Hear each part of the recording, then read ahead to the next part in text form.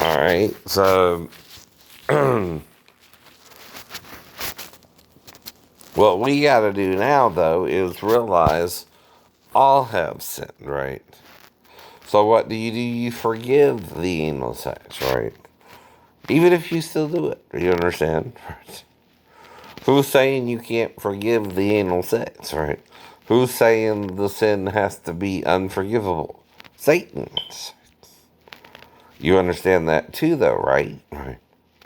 The act of anal sex alone is possible because the penis can fit in both the vagina and the butt. And the mouth, and between the boobs.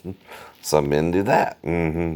But do we judge each other unto condemnation, unto punishment, unto death? Right? That's the other message. We're condemning ourselves by playing God and Punisher, right? But you say, well, what if someone rapes you? Well, what if they do, right? Did you put yourself, were you told, hey, don't go to this party because they drink there and you might drink and get raped? I don't know.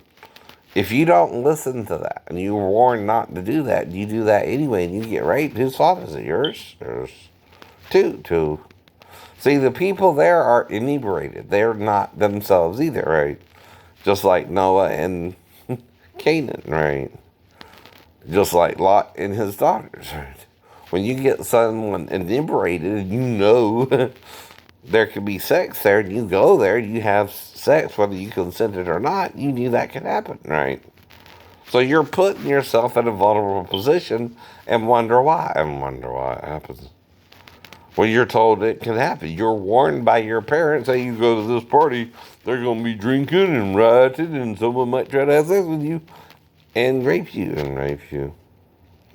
So you do it anyway, you get raped, and then whose fault is it then? Yours? No, not yours, the rapist's fault.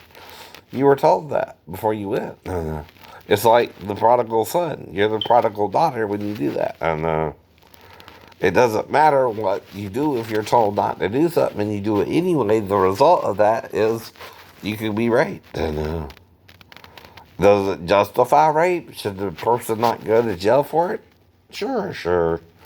They should go to jail for it. They shouldn't have raped you. They should not get inebriated at the party where they're serving beer and, couldn't tell you were saying no until they got inside you. And after they got inside you, they kept going until they came. God forbid. But you don't know that's going to happen. You don't want that to happen. You want to be the exception to the rule. Is that it? Why do you think your parents are warning you that happens in the first place? It happens in the first place. And you're inebriated. You're not yourself. Even, what's his name, right? Was it probably inebriated with the woman he tried to have sex with, right? But they didn't have sex, though, either. But you're told not to do that before you even got. Yes, you are. See, that's the point, too. Does that justify what did happen? No, he was inebriated. He wasn't himself, right? It don't mean he would have done it otherwise either. That's why you don't go to such parties. You know that can happen, right?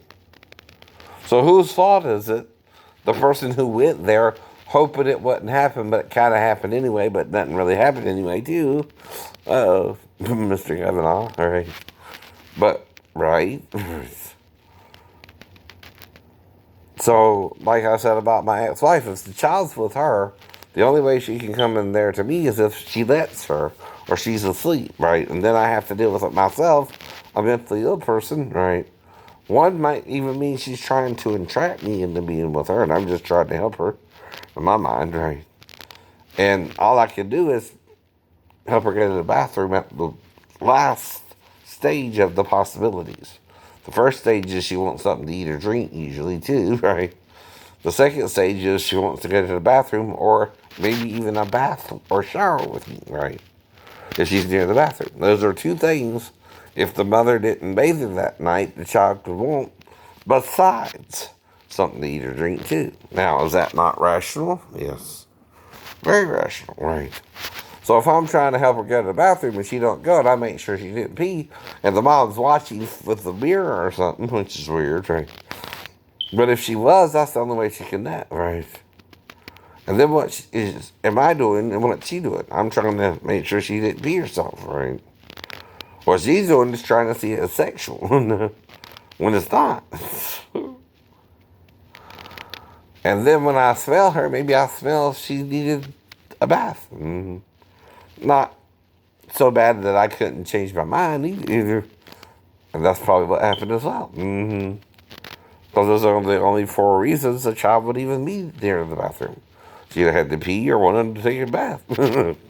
And mom was still asleep. You don't know that either. You don't know that either. If you wake up with her and we just went to sleep, you don't know what time it is or anything, and everything's off but a light so she can get to the bathroom. And she could have snuck out while the mom was asleep. That don't mean, though. And you ask her who showed her that, too, if she does that. Or if she's in there with her crotch in your face, you assume the same thing. Maybe she's got to pee or wants to go to the bathroom, right? Right? She's not being sexual before you know that, right? She don't know that, right? Unless she was coached, right? Then you bring in the grandma or the biological dad, too, right? There's 2 people around her, not just grandma either. So you know all that, right?